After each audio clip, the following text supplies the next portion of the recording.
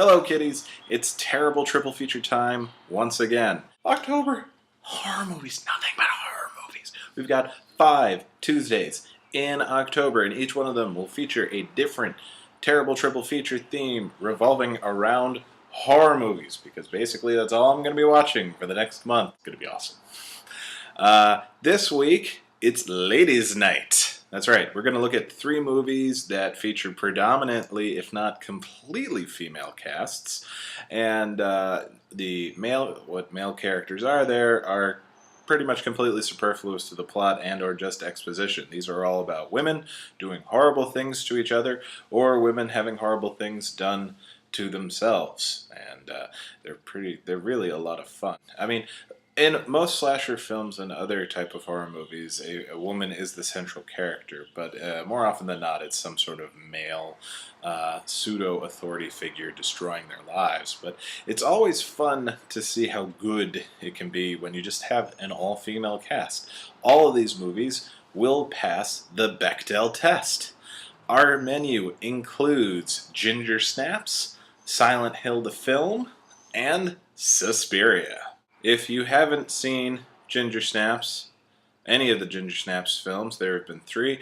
I am confused because they're awesome. If you have seen the Ginger Snaps films and you don't like it, just get off of this blog right now, unfollow me. I'm not gonna mind. I won't hold it against you. I am gonna hold it against you that you don't love Ginger Snaps, because Ginger Snaps is awesome. It is a Canadian werewolf film starring Emily Perkins and Catherine Isabelle as our titular Ginger. Probably shouldn't throw around the word titular in this triple feature.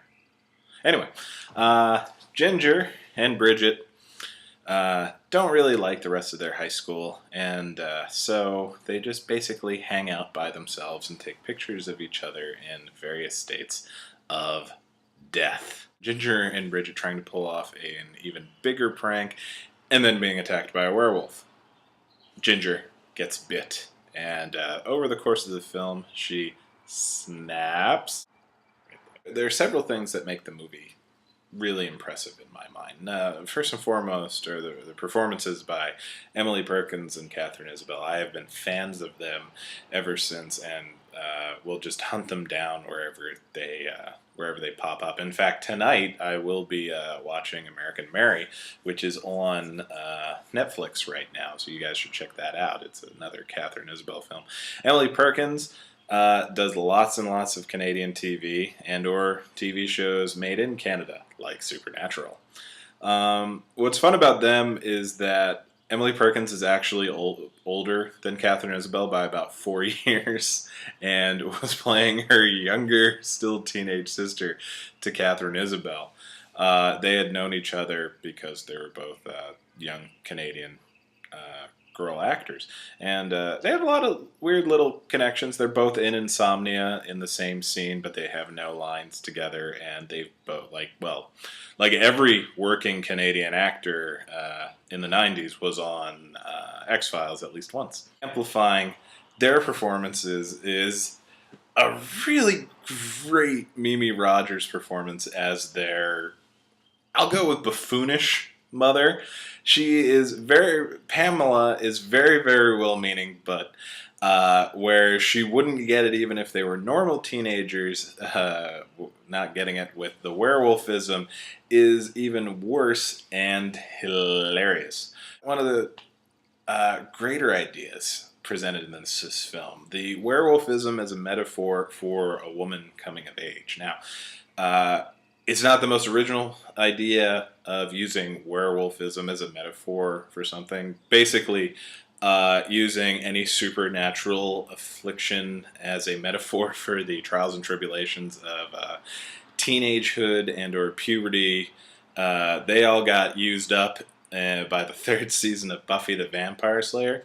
But what was great about using the werewolfism with female teenagers is it lines up a lot with the whole developing of the menstrual cycle. You have a monthly cycle. We've got the lunar cycle of the moon.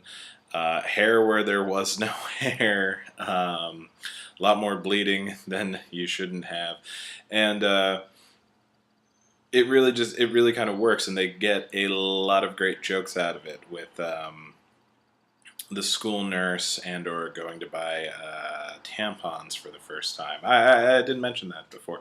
This is, while it is an incredibly scary film, it is also a really deft black comedy as well, and just nothing but a good time. And the male characters, they're just sort of there. Dad is sort of is the non-entity, you know, so his whole life is behind him, sort of father. We have two would-be suitors, Chris Lynch. He plays Sam, the drug dealer, slash Basil Exposition, trying to help Bridget figure out if there is any way to help Ginger's slow and horrible transformation. And then there's also Jason Carty, and he just wants to get his rocks off because he's a teenager and makes the mistake of going after the newly emboldened Ginger, and that doesn't work out too well for him. But they're sort of there, but they're not really necessary to the plot at all, because the story is about Ginger and Bridget's relationship. Another thing that I like is that they took up the mantle from David Cronenberg, with David Cronenberg's The Fly, of the slow transformation of Ginger into the werewolf. She doesn't. It isn't one of those. Conveniently, there's a full moon every 5 minutes in a film. It takes place over the course of a month, with everything gradually happening, and you just see more of the psychological changes that occur to her before you see the inevitable physical ones, and that gets really interesting. Again, tying into the whole metaphor of werewolfism being like the lunar cycle, or a young girl's menstrual cycle.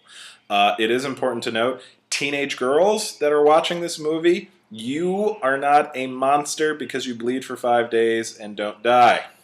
It's very important. That's where the werewolf metaphor falls apart, because you're not horrible. It is in fact a superpower, and it's pretty goddamn awesome. And now it's time to take a trip to Silent Hill.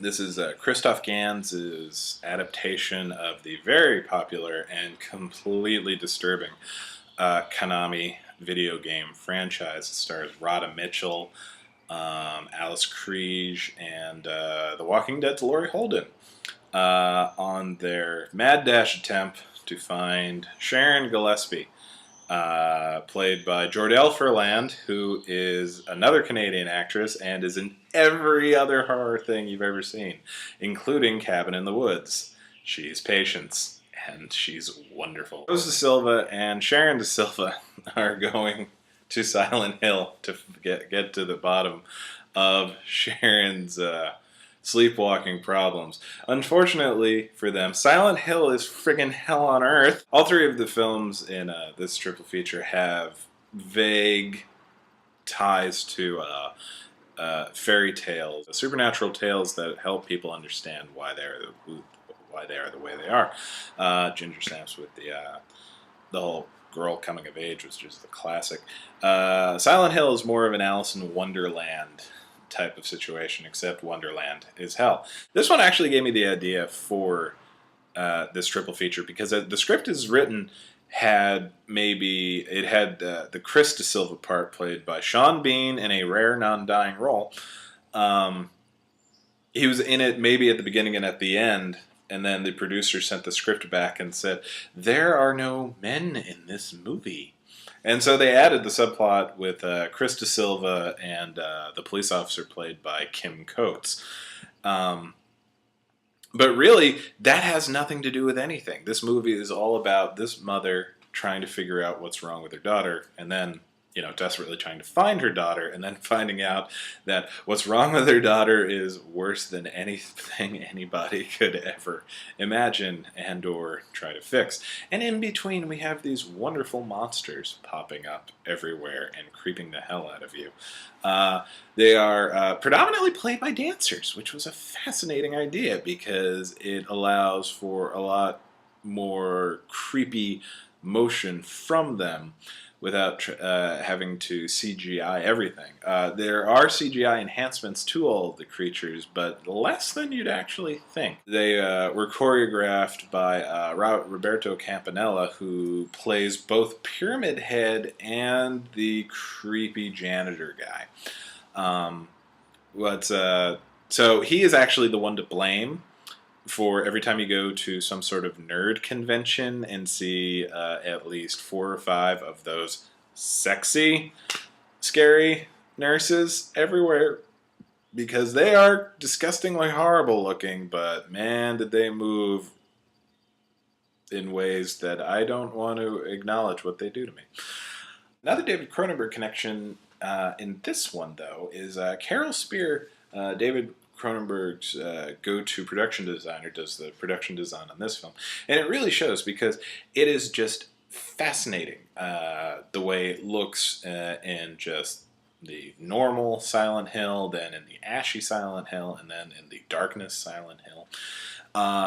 They're all distinctive, and they're all terrifying. There's no safe, nice place, except maybe the De Silva home, but Rose and Sharon ain't never going home.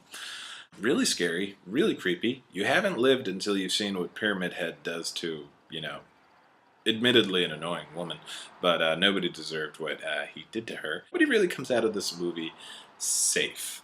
And that's part of why I like it. And again, tying back to the fairy tale, it definitely drives home the point of be careful when you look for forbidden knowledge, because you will pay a price for it, and maybe the price is something that you can live with, and maybe it isn't sometimes.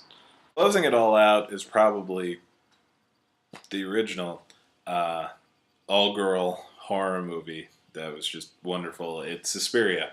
Normally, I'll present these movies in chronological order and let you figure it out, but understand, there's no movie that can follow Suspiria, Dario Argento's giallo masterpiece about Jessica Harper playing little Susie Bannion going to a scary German ballet school, which is even scarier when you find out that it's run by witches. Oh my god. The color, the music by Goblin, the performances, just the creepiness, and then just the manner in which these people are just massacred is spellbinding. I cannot recommend Suspiria enough. Even if you don't want to do this triple feature, watch Suspiria, because it is one of the greatest things you'll ever see, and you'll never see any other movie that looks quite like it. This one, our fairy tale is more parallel to Snow White. Jessica Harper really looks just dark hair, pale skin, very petite, going into the woods and finding horribleness and witches everywhere. The Technicolor used to make every color just pop and look wonderful and just bizarre. Jessica Harper, just always a good time. She played Phoenix in Phantom of the Paradise, and I think she was in Stardust Memories, the Woody Allen film, and a whole bunch of other things. She's just always great. She's sort of Ellen Page before Ellen Page came around, mainly because it was in the 70s. There are very few male roles. I think there are only like 3 that I can think of off the top of my head. Dario Argento himself plays the little handyman going around the place. There's the blind piano player. There's the little boy that you would think would play a bigger part, but doesn't. And of course, the one, the only, Udo Kier, just as the Basil exposition of the film. Just absolutely wonderful for the 5 minutes he's in it, because he doesn't matter. Because this is about young women fighting their way into their own identity and supplanting an older generation that just wants to use them up. Ladies, drink free tonight. And watch a lot of horror movies with great female actresses. Suspiria, Silent Hill, Ginger Snaps, or Ginger Snaps, Silent Hill, Suspiria, or watch them in whatever order you feel like. You can't go wrong with these movies. But really, you should watch Suspiria last, because it's the best one. And I'll see you next week for more spooky triple features.